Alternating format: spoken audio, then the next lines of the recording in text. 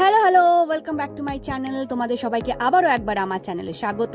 তোমরা সবাই কেমন আছো? আশা করি তোমরা সবাই ভালো আছো।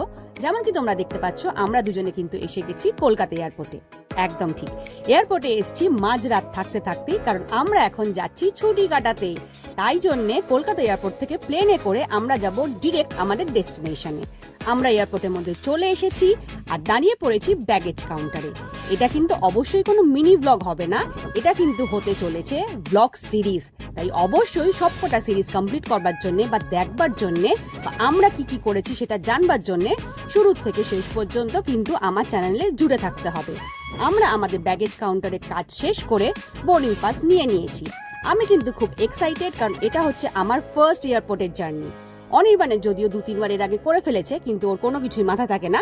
কিন্তু আমি তো ভাই খুব এক্সাইটেড, কেন বুঝতেই পারছো, ফার্স্ট প্লেনে ওঠার এক্সপিরিয়েন্স সবাইকারই একটা আলাদা রকম অনুভূতি জায়গায়, তাই তো?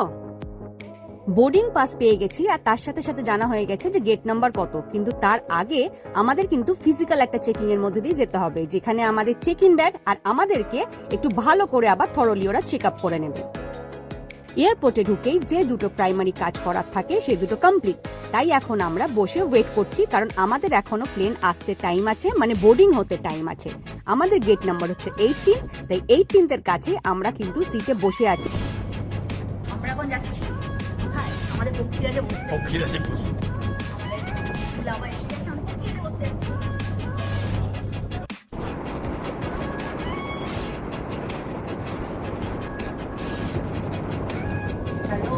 চলো। এবার আমাদের এক এক করে প্লেনের ভেতরে ঢুকিয়ে দিচ্ছে। কিন্তু আমার একটা খুব আফসোস লাগছে।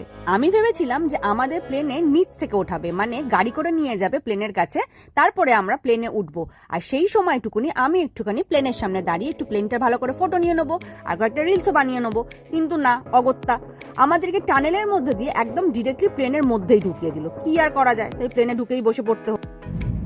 ফাইনালি আমরা উঠে গেছি, তাই তো? ফাইনালি আমরা উঠে গেছি। হ্যাঁ, ঘুম পাচ্ছে? তোমার তো ঘুম পায় না। যাই হোক, এখন আমাদের ইনস্ট্রাকশন দেবে, বলে।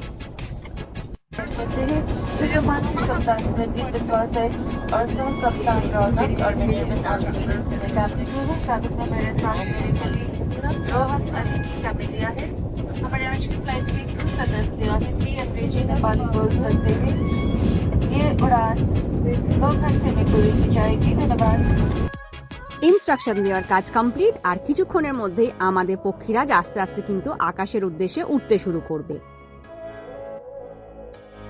ব্যাস, যেমন বলা তেমন কাজ, আমাদের পক্ষীরাজ এখন আকাশে ভাসছে। আর ইন দ্য মিন টাইম আমাদের ফুডও কিন্তু চলে এসছে। এয়ার ইন্ডিয়ায় টিকিট কাটার জন্য আমাদের কিন্তু একটা ব্রেকফাস্ট অপশন ইনক্লুড ছিল, তো সেটাও এখন ওরা দিয়ে দিচ্ছে। আর বাইরেটা জাস্ট দেখো কি অসাধারণ লাগছে। আমাদের যেহেতু ছিল ভোরের ফ্লাইট, সেই জন্য আমরা কিন্তু সানরাইজের পুরো মজাটা ফ্লাইটে বসে বসে উপভোগ করতে পারছি। সূর্য যখন আস্তে আস্তে উঠছে, চারপাশটা এত সুন্দর লাগছে না, মনে হচ্ছে যেন স্বর্গে কোনো উৎসব চলছে। আর সেই সুন্দর দৃশ্যগুলো চোখের মধ্যে দিয়ে যেন আমাদের শরীরে এবং হৃদয়ে, মাথায়, সর্বস্ব জায়গায় যেন একেবারে মিশে একাকার হয়ে যাচ্ছে। মনে হচ্ছে যেন কোনো এক মহাজাগতিক প্রক্রিয়ার মধ্যে দিয়ে আমরা দুজনে যাচ্ছি। ওখানে ফিজিক্যালি বসে থেকে আমরা যেভাবে নিজেদের চোখ দিয়ে জিনিসটাকে অনুভব করেছি, ভিডিওর মাধ্যমে আমি সেটাকে পুরোপুরি তোমাদের সামনে তুলে ধরতে পারছি কিনা ঠিক বুঝতে পারছি না। তাও যতটা পারলাম তোমাদের দেখানোর চেষ্টা করলাম। এদিকে অনির্বাণ তো যেমন বলা তেমন কাজ, ঘুমিয়ে পুরো কাদা হয়ে গেছে।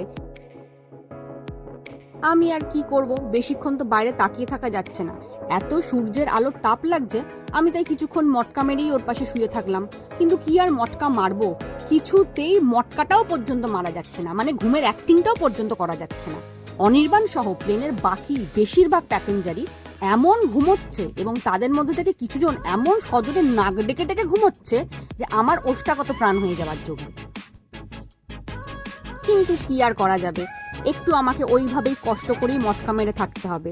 কিন্তু তোমাদের কষ্ট করতে হবে না, তোমরা ততক্ষণ প্লেনের বাইরে যে প্রাকৃতিক সৌন্দর্য, যে মহাজাগতিক সৌন্দর্য, সেই সৌন্দর্য উপভোগ করতে থাকো। আর অবশ্যই কিন্তু ভুলবে না আমার পুরো সিরিজটা দেখতে। ভালো লাগলে অবশ্যই লাইক করে দিও, আর যদি কোনো কিছু কোয়ারি থাকে জানার মতন তাহলে অবশ্যই কিন্তু কমেন্ট করে জানতে ভুলো না, কারণ এরপরে আসতে চলেছে কিন্তু আরো অনেক অনেক জিনিস। আমরা আন্দামানে গিয়ে কি কি করছি, কি কি খাচ্ছি বা কোথায় স্টে করছি তার পুরোটাই কিন্তু তুলে ধরবার চেষ্টা করব আমার এই সিরিজে ছোট ছোট ভিডিওর মাধ্যমে। তাই পুরোটা জানতে অবশ্যই কিন্তু আবারও বলছি সাথে কিন্তু জুড়ে থাকতে হবে। তোমাদের কাছ থেকে এখনের মতন আমরা দুজন হয়ে যাচ্ছি টাটা বাই বাই। তোমরা ততক্ষণ এই সুন্দর ন্যাচারাল বিউটি দেখতে থাকো আর সবাই সাবধানে থাকো, সুস্থ থাকো। টাটা।